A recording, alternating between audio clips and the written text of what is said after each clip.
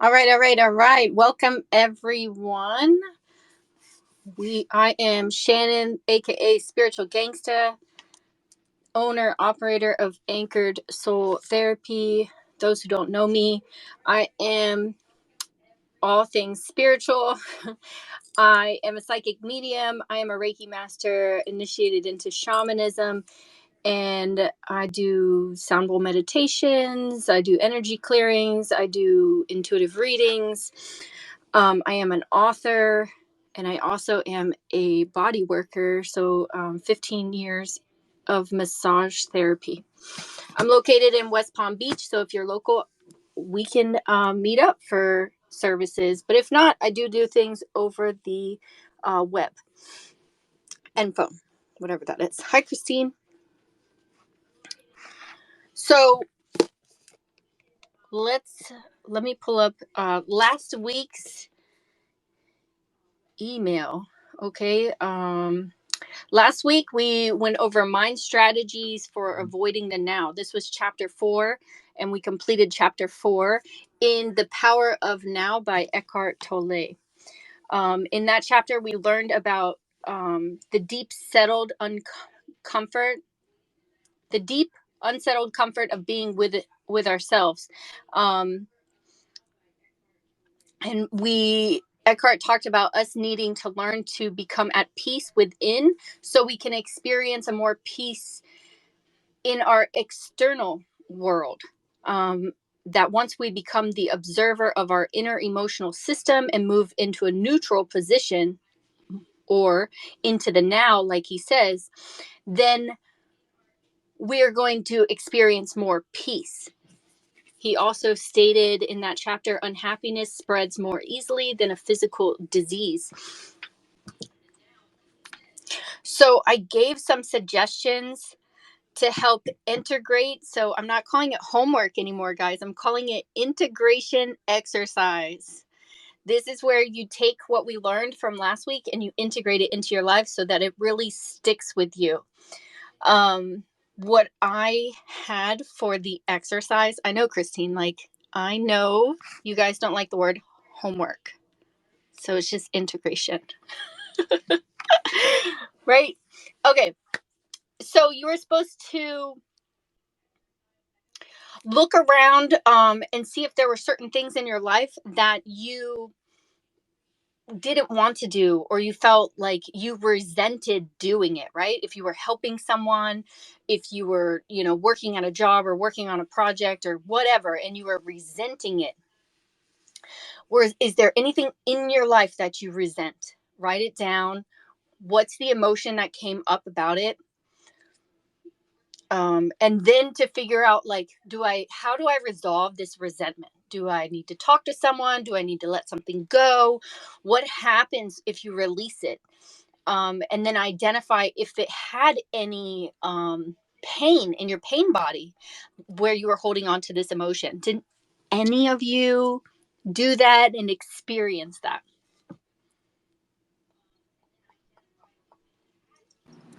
I actually was recently experiencing that, um, where I started getting like upper neck, shoulder, and chest pain. But usually, like I would look up to see, like what emotion is behind it, so I can try to like figure it out. Because sometimes I'm just like not aware of what I'm really feeling because I've been so used to like always masking it and not talking about my emotions. So and then like I realized that it was like I'm having issues with my mom right now, and we recently just started talking again, and like literally just from like having a couple conversations with her, I noticed that like my posture had changed. um like my shoulders started hurting, like I literally felt tension for no reason. Oh, wow. So yeah, I had to like sit with myself and kind of like work through that and see what my next steps were going to be so that I didn't continue to feel that way. That's awesome that you've become so aware of yourself that now you can pick that up, because if you were unconscious and just, engaged in that conversation and stuff, and your body was absorbing that, you wouldn't be so easily able to identify why you're in discomfort and to be able to release it. So that's really awesome that you've been able to step into that position in your life. Right. Thank you. Hi. Hi, Um, Christine. how's everyone doing? Fabulous, fabulous. Good, good. Okay, so I did get to do I guess the home learning or the homework, no, the integration of the activity for this week. I'm on vacation, so there's nothing I really resent so far. But usually when I get back to work, I'm sure I'll find something. But Yay for vacation. yeah, I'll write it down and I'll let you know. Um, But yeah, I guess the only thing I kind of was like, ugh, I don't want to do, and I had some feelings about was going to the gym, because I had the option to just vegetate at home or go to the gym, and then I'm like, let's just do it and let's just go. So I actually did, and it made me feel so much better that I've been keeping it consistent. So a little moment for me. But other than that, I mean, it was something that I was kind of like, why do I have to go? Like, I'll go tomorrow. It's not a big deal. And then after I kind of like talked myself through it and said, well, this is going to make you feel good and this is something positive. Just get up and go. And I did. And I'm like, okay, I feel really good. Let's just keep doing this. That's So, so awesome, because yeah. like the guilt from not going would have been, it would have hurt so much more. That would have been your resentment that you would have had to work on, right? The Yeah. guilt of not going. Mm-hmm. So awesome. Good for you. Congrats. Well, I'm so proud of you guys. You guys did the integration. So amazing. So let me talk, like, for me, I've worked through a lot of things that I don't, it's interesting because, like, I don't like the word resent, because I've gotten to the point where I don't resent anything. I look at all situations of how I can learn from it. But it's not to say that, there aren't times, I am human, of course. So like, I have those little moments come up, and there is a situation that I wouldn't say I resent, but I punish myself unnecessary about, why didn't I see somebody's true colors? Um, I've always been this person who, I always see people at soul level. I always see them um, just very enlightened, who they are, their divine being. And I give them the opportunity to live up to that. So I get really down on myself and hard on myself when people aren't authentic and they don't live up to, like, their divine selves, and so they have a lot of shady behaviors. Because I had an ex at one point be like, well, if you're so psychic, then how come you didn't see that coming? So I would replay that in my head. But I have strong boundaries. Like, people around me, my family, my friends and stuff like that, strong boundaries where, unless there's like immediate danger, like, oh my god, you're going to get in a car and you're going to have an accident, like, I'm not going to peer into your life. Like, that's private energy. That's like, I'll be exhausted all the time if I'm like around my friends and I'm like getting psychic hits all the time. Like, that's okay. I don't need that. So I know I have to just remind myself that. But those are certain things, like a situation that came up where perhaps, like, I resented it a little bit, but it was more so me. And I noticed the pain would be in my upper back. And um this, like, Chinese medicine, right? The back of our body is the past. So, and then the upper back is the heart chakra. So it makes me close off the back of my heart chakra. Hold on, guys.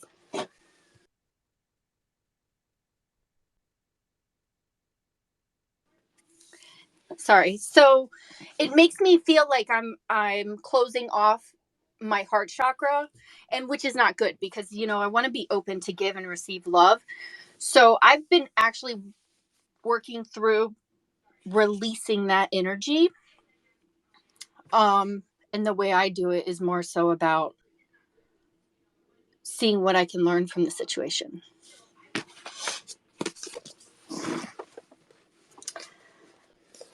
So I did do the integration. I'm still working through it.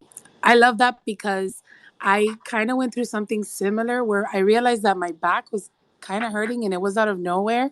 And I think you were the one that had told me that, that you have to kind of like send it positive energy and all that stuff. And I'm like, now that you mentioned it, I was like, well, hey, wait a minute. It hasn't hurt in a long time. Like, I haven't felt it anymore. So I'm like, well, it worked. Not that I That's so doubted you, awesome. but Yes, it works. It really does work.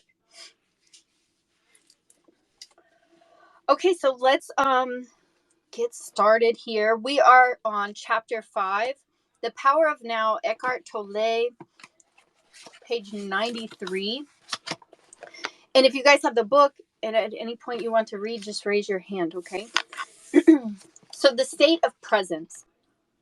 It's not what you think it is. You keep talking about the state of presence as the key. I think I understand it intellectually, but I don't know if I've ever truly experienced it. I wonder, is it what I think it is, or is it something entirely different? It's not what you think it is. You can't think about presence. The mind can't understand it. Understanding presence is being present. Try a little experiment. Close your eyes and say to yourself, I wonder what my next thought is going to be. Then become very alert and wait for the next thought. Be like a cat watching a mouse hole. What thought is going to come out of the mouse hole? And he says to try it now. So we're going to take a moment and everybody here is going to do that. You're going to close your eyes and say to yourself, I wonder what my next thought is going to be.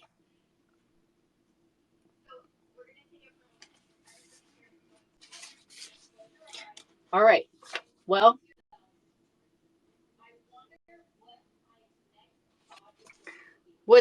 did everybody do that? Everybody do that? Put some little hearts up. Okay. So, did anybody get a thought?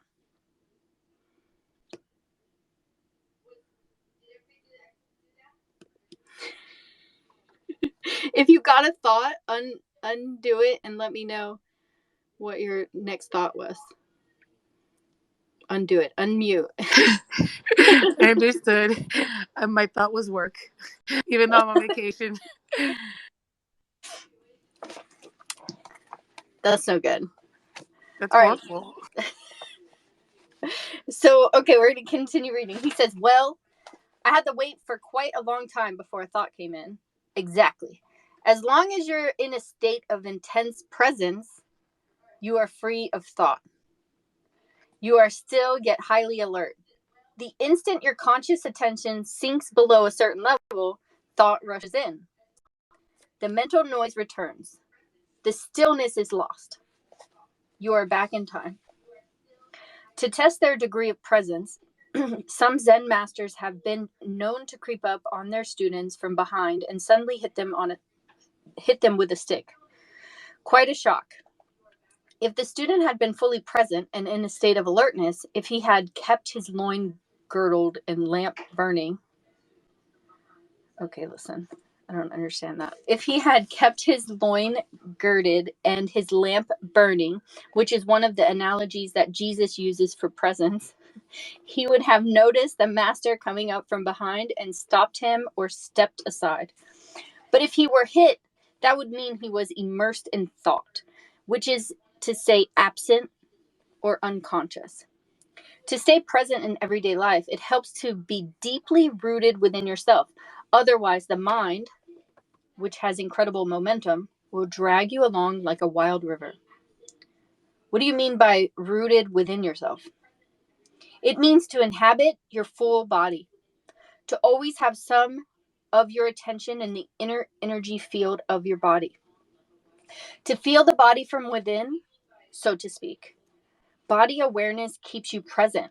It anchors you in the now. the esoteric meaning of waiting. In a sense, the state of presence could be compared to waiting. Jesus used the analogy of waiting in some of his parables. This is not the usual bored or restless kind of waiting that is a denial of the present and that I spoke about already. It is not a waiting in which your attention is focused on some point in the future and the present is perceived as an undesirable obstacle that prevents you from having what you want. There is a quantitatively different kind of waiting, one that requires your total alertness. Something could happen at any moment, and if you are not absolutely awake, absolutely still, you will miss it. This is the kind of waiting Jesus talks about. In that state, all your attention is in the now. There is none left for daydreaming, thinking, remembering, anticipating. There is no tension in it, no fear, just alert presence. You are present with your whole being, with every cell of your body. In that state, the you that has a past and a future, the personality, if you like, is hardly there anymore. And yet, nothing of value is lost. You are still essentially yourself. In fact, you are more fully yourself than you ever were before. Or rather, it is only now that you are truly yourself. Be like a servant waiting for the return of the master, says Jesus.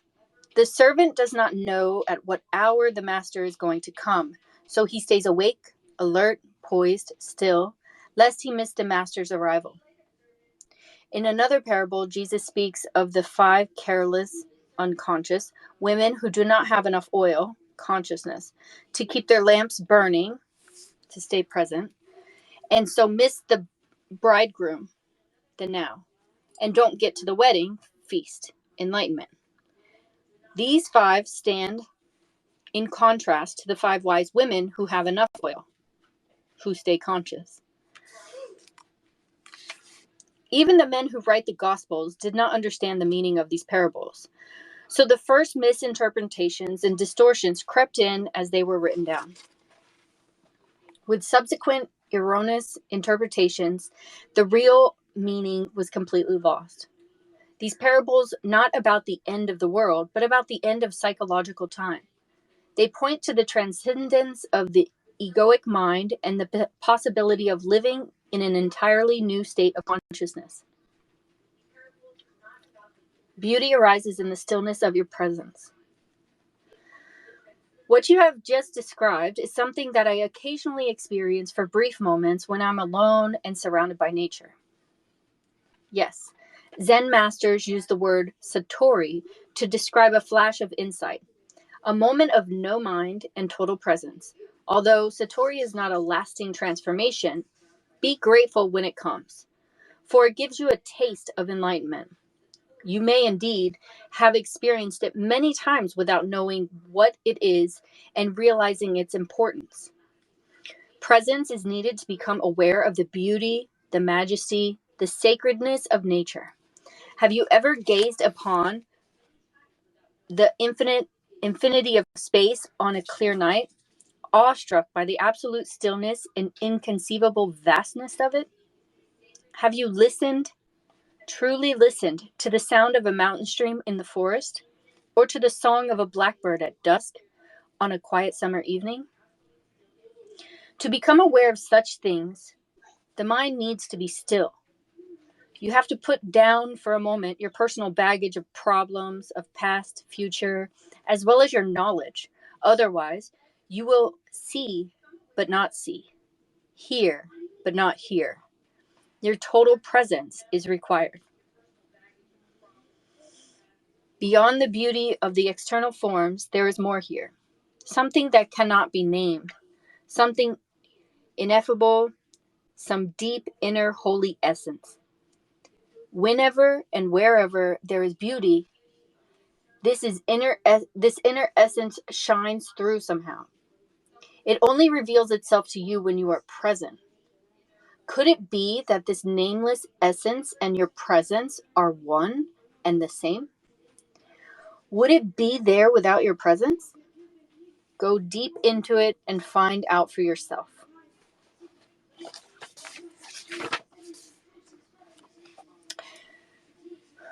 When you experience these moments of presence, you likely didn't realize that you were briefly in a state of no mind.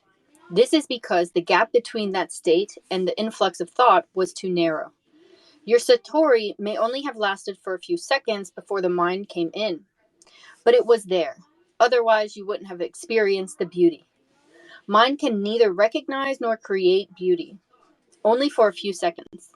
While you're completely present, was that beauty or that sacredness there?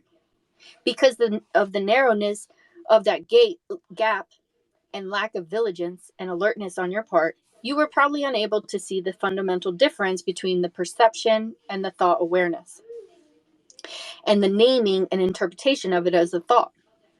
The time gap was so small that it seemed to be a single process. The truth is, however that moment thought came in, all you had was a memory of it. The wider the time gap between perception and thought, the more depth there is to you as a human being, which is to say, the more conscious you are. Many people are so imprisoned by their minds that the beauty of nature doesn't really exist for them. They might say, "What a pretty flower," but that's just a mechanical label. Because they are not still, not present, they do not truly see the flower. They don't feel its essence, its holiness, just as they don't know themselves, don't feel their own essence or their own holiness. Because we live in such mind dominated culture, most modern art, architecture, music, and literature are devoid of beauty, of inner essence, with very few exceptions. The reason is that the people who create these things cannot, even for a moment, free themselves from their mind. So they are never in touch with that place within where true creativity and beauty arises. The mind left to itself creates monstrosities, and not only in art galleries. Look at our urban landscapes and industrial wastelands. No civilization has ever produced so much ugliness. Wow. Does anyone have anything they want to comment here? Has anybody experienced these moments of presence? The beauty, the true beauty of nature and of yourself.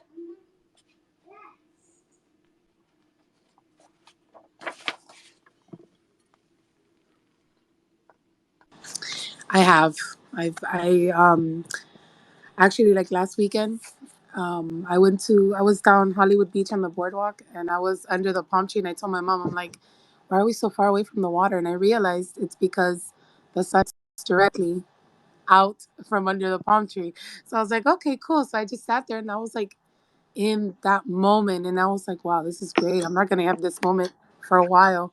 And it was so beautiful just to kind of see like everything, like the people, listen to the music, and hear, like, watch people with their skates on. And I don't know, it was definitely like, I guess, the stillness, like, I don't know, it's weird to describe, but it was beautiful. So It is weird to describe. um it's it's literally like wordless. yeah, exactly. It's and then I was trying to explain to my mom, I'm like, mom, because the book, right? I'm like, tomorrow, like, we don't know what's gonna happen tomorrow, and yesterday already happened. All we have is this very moment of the water being super far away, but we have everything else that's so, like, amazing and beautiful. And it wasn't far away, by the way. I'm just being dramatic. Like, I could see the water, but I don't know. It's just, and then I do that I try to do that with everything, because sometimes we get so caught up with life. Like, if it's raining, I like to go out into the rain and feel the rain. And I don't know, I'm more like enjoying the moment kind of thing. I try to, at least, because it is nice. Yeah, 100%. That's exactly what we're supposed to be doing. Being living in the moment, living in the now. You know, Um, but it's also like living in the moment of like not, this generation's very much about, we have all this technology and we're like, oh, we're living in the moment and we're taking pictures and we're videoing it and stuff like that. And I noticed like since me going deeper into my awakening, I don't have a whole lot of pictures of stuff because when I'm present, like I'm present. And like I was telling my son this evening about this moment. I saw a bunch of like I think there's swallowtail or swale bird, I don't know, but they're birds that they get into migration or something, and they do like this incredible dance in the sky. It's like thousands of them, and it's very rare to see it happen over here. And I was telling him about a few years ago, I was with my partner and we were on a nature trail and we sat down and we watched this beautiful, like, I was like, oh my God, like the world just came together. The sun was setting and like all these birds were just doing this amazing dance. And I have no videos of it. I have no videos, but I just remember just being like in absolute awe and just watching these birds. And like that's the sacrifice though, is like we don't have the pictures, but we have the pictures within our minds. We just don't have it to like show everybody or prove it. But I love that being in the now. It shows us so much more. Yeah, super quick. A Groupon, they had this thing to like a pizza making course, and I told a friend of mine, I'm like, oh, we should do that, and something different. And it was amazing, by the way. And the whole time she was on her phone recording every moment, and I understand because she was saying that everything is content, and I'm like, yes, girl, but we're doing something different. Enjoy the moment. And I didn't have my phone out. I stopped with the whole videos and the posting and the pictures because it's like what you just said. Like there's nothing like being in that moment and being like, wow, this was awesome. So that was my experience with that this week. I was making the pizza, and it was really nice to be there and to do something different. And I felt like when you record certain moments like that, or when you're not really present, it kind of just goes. You don't. You're there, but you're not there. But it's on your phone, but it's not the same as it being there. It's Right. weird, but yeah. Totally agree. Okay, so we're going to continue on page 98. Realizing pure consciousness. Is presence the same as being? When you become conscious of being, what is really happening is that being becomes conscious itself. When being becomes conscious itself, that's presence. Since being conscious and life are synonymous, we could say that presence means consciousness becoming conscious. Say that 5 times. Consciousness becoming conscious of itself, or life obtaining self consciousness. But don't get attached to the words and don't make an effort to understand this. There's nothing you need to understand before you become present. I do understand what you just said, but it seems to imply that being, the ultimate transcendental reality, is not yet complete, that it's an undergoing a process of development. Does God need time for personal growth? Yes, but only as seen from the limited perspective of the manifested universe. In the Bible, God declares, I am the Alpha and the Omega, and I am the living one. In the timeless realm where God dwells, which is also your home, the beginning and the end, the Alpha and the Omega are one, and the essence of everything that has ever been and ever will be is eternally present in an unmanifested state of oneness and perfection, totally beyond anything the human mind can ever imagine or comprehend. In our world of seemingly separate forms, however, timeless perfection is an inconceivable concept. Here, even consciousness, which is the light emanating from the eternal source, seems to be subject to a process of development. but this is due to our limited perception. It's not so in absolute terms. Nevertheless, let me continue to speak for a moment about the evolution of consciousness in this world. Everything that exists has a being, has a God essence, has some degree of consciousness. Even a stone has rudimentary consciousness, otherwise, it would not be, and its atoms and molecules would disperse. Everything is alive: the sun, the earth, plants, animals, humans. All are expressions of consciousness in varying degrees, consciousness manifesting as form. The world arises when consciousness takes on shapes and forms, thought forms and material forms. Look at millions of life forms on this planet alone, in sea, on land, in the air, and then each life form it's replicated millions of times. To what end? Is someone or something playing a game with form?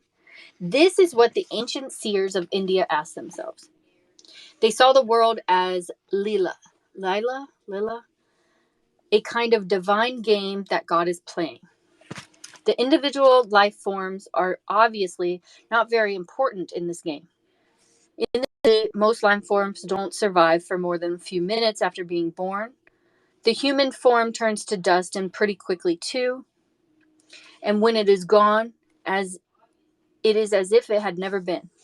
Is that tragic or cruel? Only if you create a separate identity for each form. If you forget that its consciousness is God essence expressing itself in form, but you don't truly know that until you realize your own God essence as pure consciousness. If a fish is born in your aquarium and you call him John, write a birth certificate, tell him about his family history, and 2 minutes later he gets eaten by another fish, that's tragic. But it's only tragic because you projected a separate self where there was none. You got a hold of a fraction of a dynamic process, a molecular dance, and made a separate entity out of it. Consciousness takes on the disguise of forms until they reach such complexity that it completely loses itself in them. In present day humans, consciousness is completely identified with its disguise. It only knows itself as form and therefore lives in fear of the annihilation of its physical or psychological form. This is the egoic mind. And this is where considerable dysfunction sets in. It now looks as if something had gone very wrong somewhere along the line of evolution. But even this is part of Leela, the divine game. Finally, the pressure of suffering created by this apparent dysfunction forces consciousness to disidentify from form and awakens it from its dream of form. It regains self-consciousness, but it is at a far deeper level than when it lost it. This process is explained by Jesus in his parable of the lost son, who leaves his father's home, squanders his wealth, becomes destitute, and is then forced by his suffering to return home. When he does, his father loves him more than before. The son's state is the same as it was before, yet not the same. It has an added dimension of depth. The parable describes a journey from unconscious perfection through apparent imperfection and evil to conscious perfection. Can you now see the deeper and wider significance of becoming present as the watcher of your mind? Whenever you watch the mind, you withdraw consciousness from mind forms, and it then becomes what we call the watcher or the witness. Consequently, the watcher, pure consciousness beyond form, becomes stronger, and the mental formations become weaker. When we talk about watching the mind, we are personalizing an event that is truly of cosmic significance. Through you, consciousness is awakening out of its dream of identification with form and withdrawing from form. This foreshadows, but is already a part of, an event that is probably still in the distant future as far as chronological time is concerned. The event is called the end of the world. And we're going to take a pause here. This was a little bit. I really like this when he talks about the fish being born into the aquarium. And he's saying, you know, you attach to this, basically, is where you attach to this fish and then he gets eaten and it's tragic to you. But it's this part. You get a hold of a fraction of a dynamic process, a molecular dance, and made a separate entity out of it. And what I relate to this is the separation consciousness of everything between humans. We're taught to like label ourselves when somebody says, "Hey, what do you do?" Like the first questions are, "What do you do?" You know, and then obviously there's the obvious of physical separation. You know, where people are like, "Oh, you know, you have curly hair, your skin tone, your religious state, your gender, your sexual orientation, whatever." You know, all of it's over and over. But it's this: you get a hold of a fraction of the dynamic process, and you made a separate entity out of it. When we're all connected, we're all one, right? We're all God essence.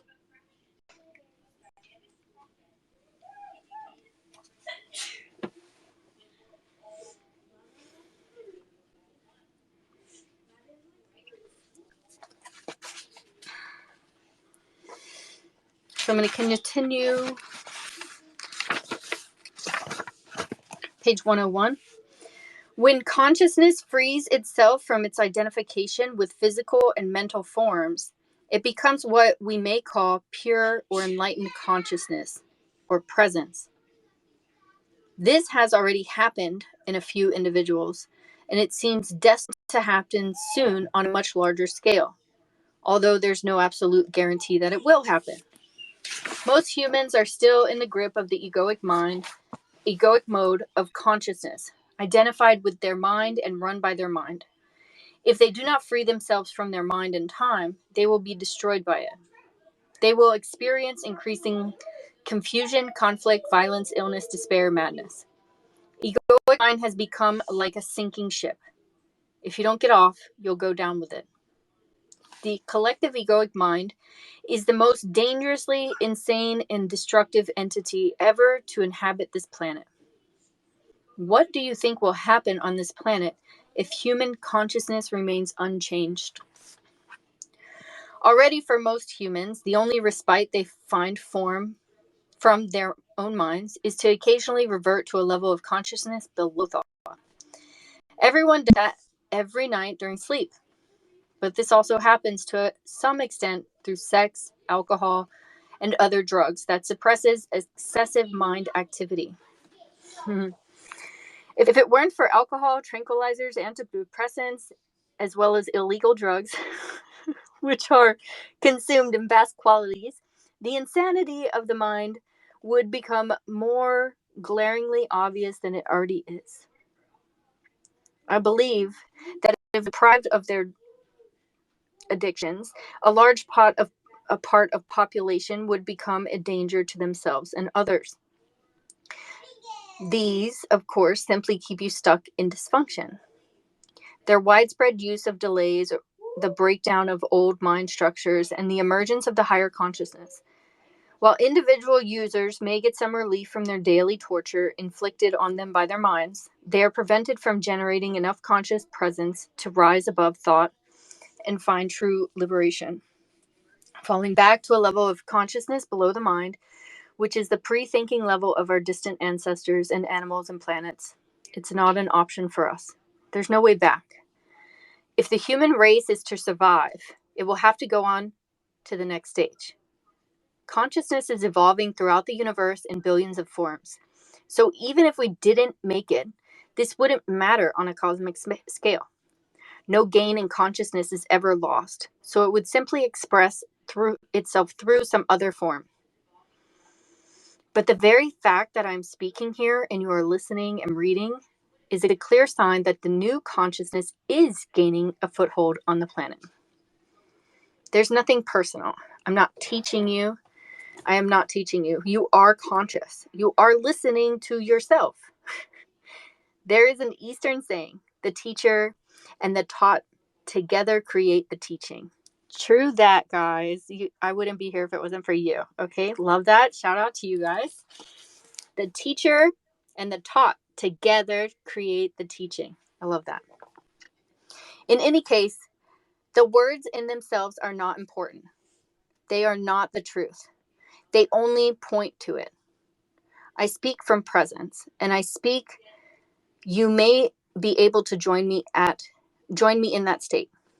Although every word that I use has a history, of course, and comes from the past, as all language, the words that I speak to you now are carriers of the high energy frequency of presence, quite apart from the meaning they convey as words. Silence is an even more potent carrier of presence. So when you read this or listen to me speak, be aware of the silence between and underneath the words. Be aware of the gaps. To listen to the silence, wherever you are, is an easy and direct way of becoming present. Even if there is noise, there's always some silence underneath and in between the sounds. Listening to the silence immediately creates stillness inside you. Only the stillness in you can perceive the silence outside. And that is what and what is stillness other than presence, consciousness freed from thought forms? Here is the living realization of what we have been talking about. I really enjoyed that section of this chapter. We're taking a pause here. And I know we've talked about this, the silence, right? We've talked about this several times. You know, sitting in the car, just listening to silence, driving in the car, listening to silence. Silence. It's golden. It's golden.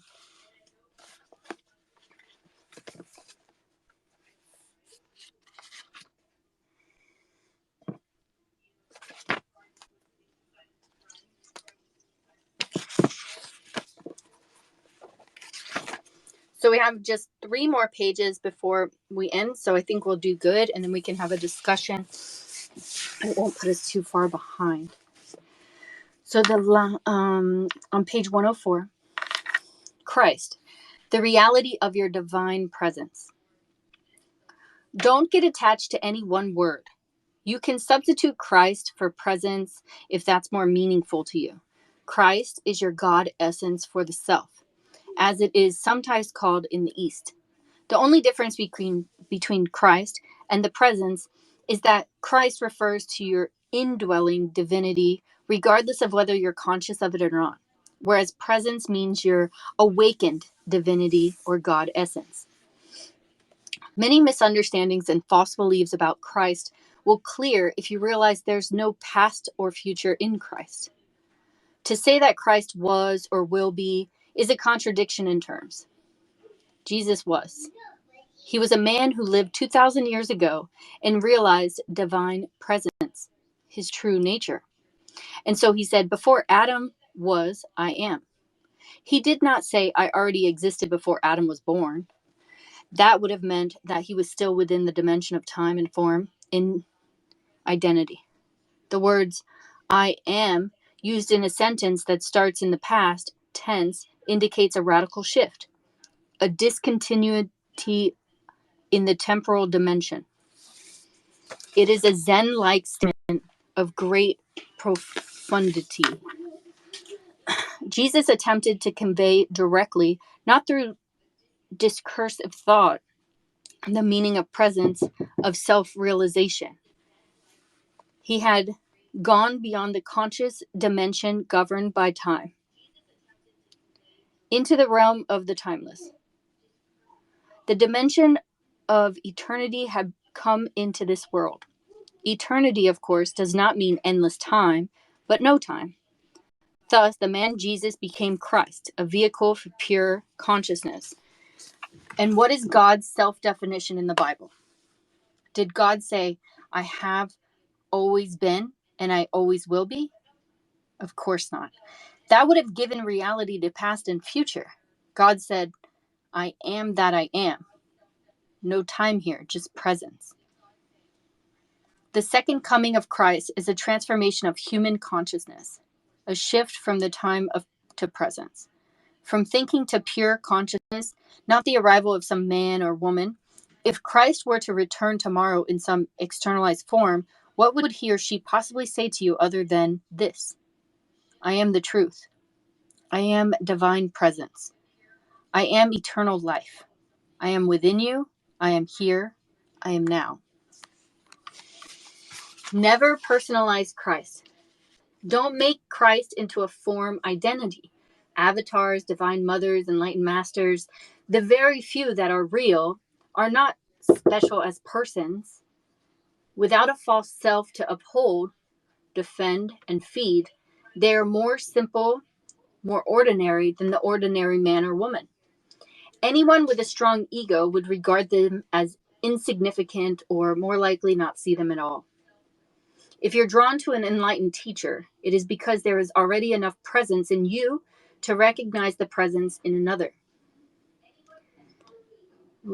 There are many people who did not recognize Jesus or the Buddha, as there are and always have been many people who are drawn to false teachers.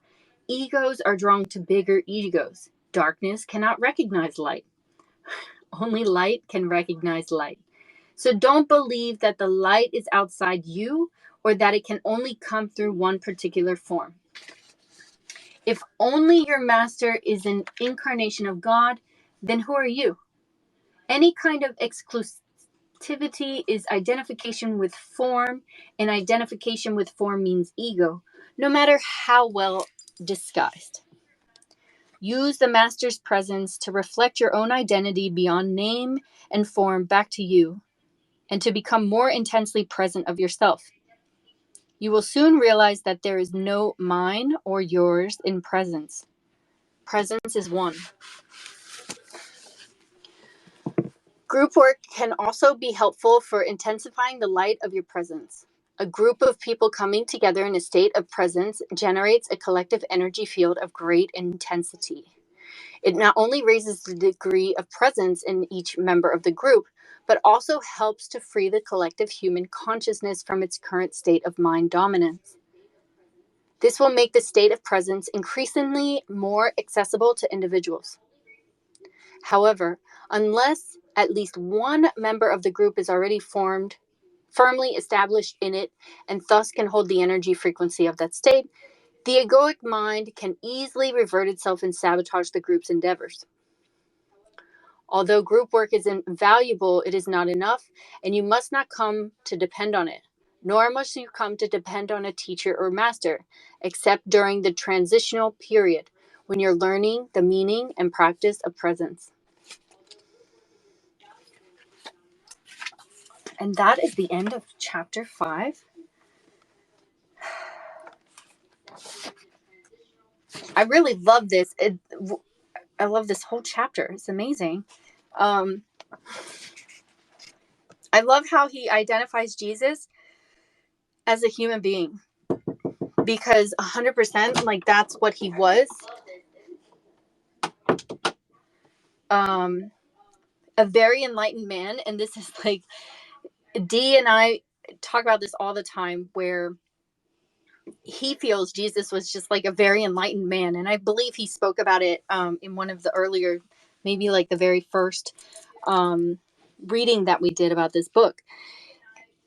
And in this whole last section, Christ, the reality of your divine presence.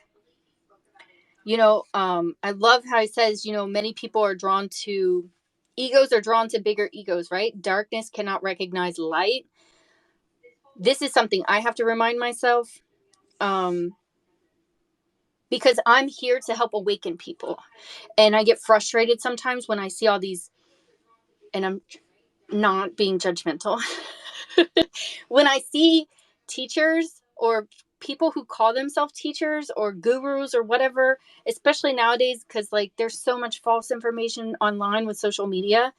But when they show themselves this and they're not, and I just see so many people flocking to them, and I'm just like, I get hard on myself because I'm like, why am I not successful as these people who are full of shit? But I have to come back down and remember, like, that's just where they're at in their path.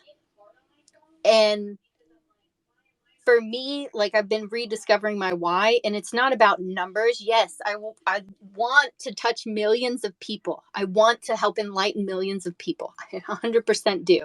I want to give them the tools for them to live their lives freely in their divinity without any of the trauma and the pain. And because I know what that's like, and I don't want to live like that, anybody to live like that. So it just, this like hit home for me, where it's like, you just have to remember, darkness cannot recognize light, and at some form, some state, they will wake up. And even if they don't, it's okay. I'm here to guide the ones who are ready to walk home. Okay, I'm done rambling. If you guys want to share, you can totally share. That was beautiful.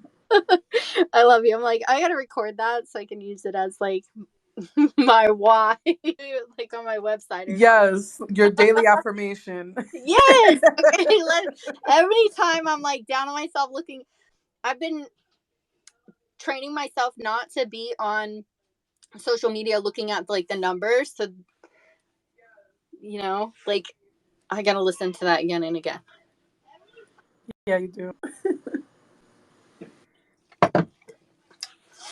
It's hard. I totally understand that, and I think that as long as you're living your truth, you're gonna continue to be successful.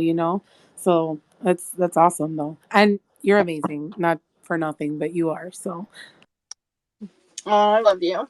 You guys are right here though. Like, you guys are it. You guys show up all the time. You're putting in the work. So like, the teacher and the taught together create the teaching. Like, I learned from you guys just as much as you may learn from me. So I'm very grateful for you guys showing up and being here.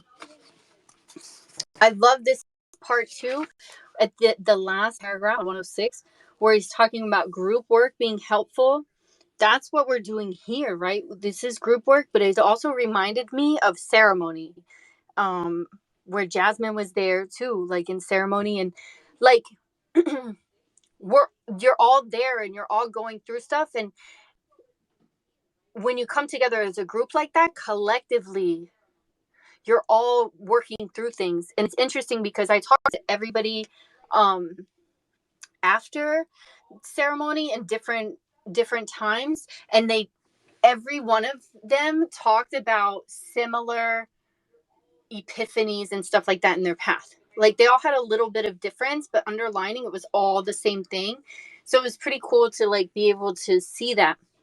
And it's super true where he says, unless at least one member of the group is already firmly established in it, us can hold the energy frequency of that state, the egoic mind can reassert itself and sabotage the group's endeavors.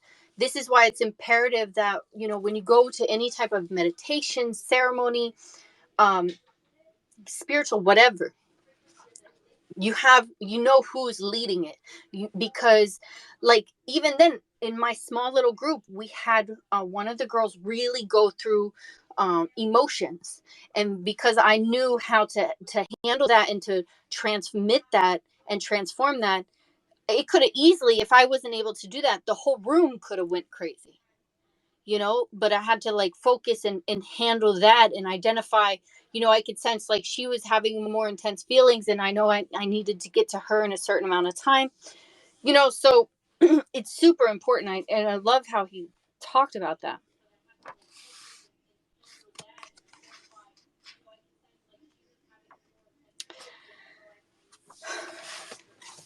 So I'm just thinking, since you guys are here, the integration work, okay.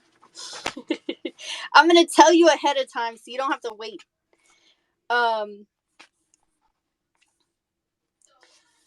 I'm trying to see where it's talking about. I like this part. Beauty arises in the stillness of your presence, being able to listen into the silence. And honestly, I know it's like more and more of the same repetitiveness about like the integration is more so about being present, but that's what the book's about. And like he says, the more you do it, the longer those moments will last. So I really would like you guys to bump your meditation practice up by an additional 5 minutes. It may not seem like much, especially if you're doing 0, but 5 more extra minutes of this meditation. And the meditation isn't so much sitting and closing your eyes, but you can do that also. But it's sitting and becoming consciously aware of your energetic body, your aura, which is like at most like 6 inches off the body, 6 to 8 inches, something like that.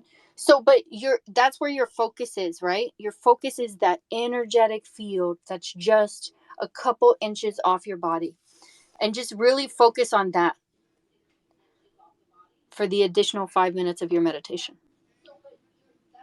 Okay. I have a question. How do you know if you're doing it right? Like, you're just in like a stillness, or you feel good, or You're overthinking it. that's like You're not totally doing it if me. you're thinking about it. Okay, got it. It's like that, like the thing where you said, I don't know how to explain it. So You let's try. mean like where you hold tension in the body at the end of the day, like when you're just trying to relax? I don't want you to identify the like tension or anything like that. You can do that into the meditation, like to get your body to relax. But Hmm. after you're relaxed, then bring your awareness, say like you're going to bring your awareness to like your skin, but Okay. then you're going to go above the skin, just above the skin, like 2 or 3 inches Okay. above the skin. And sometimes it can help, like maybe you want to take your hands and put your hands like 2 or 3 inches apart and see if you can feel your energy, right? Okay. If you can't do it with your palms together, do your hand over your forearm and just become so present of you like pushing the energetic field of your body. Make sense? Yes. Awesome. So, well, I believe so. We ended on page 107, chapter 6 for next session. Thanks for sorry. Thanks so much for joining me, guys. I'm Shannon, aka the Spiritual Gangsta, the owner operator of Anchored Soul Therapy. If you want to catch all the readings, even the very beginning, you can go to my website, anchoredsoultherapy.com. Click the link to go to the book club, and it'll take you right to the section. It has the list of all the recordings that are up on my YouTube channel with a little description about what we did, and also a link to the email for the integration work. That's it. I love you, gangsters, and I'll see you in the future.